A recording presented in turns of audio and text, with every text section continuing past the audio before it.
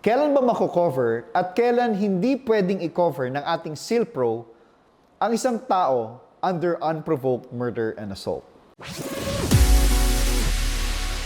Ang unprovoked murder and assault ay nag-undergo ng napakalalim na investigation.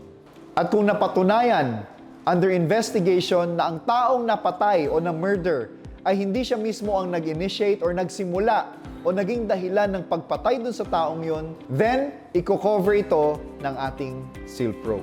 Now, in a case wherein itong taong to ang naging dahilan o ang nag-cause o nagsimula or nag-initiate ng gulo para siya ay ma-murder or mapatay, then hindi po magiging liable ang ating OVI or ang ating SEALPRO.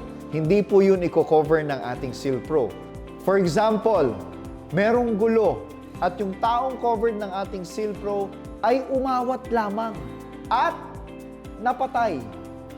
Since yung taong yon ang nag-initiate para siya ay mapatay dahil siya ay umawat, hindi po mako-cover ng ating SEALPRO iyon. Again, uulitin ko, lahat po ay under investigation.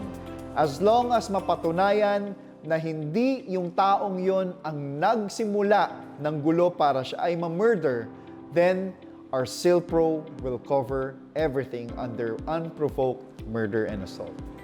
Once again, I'm your OVI Master, Christian.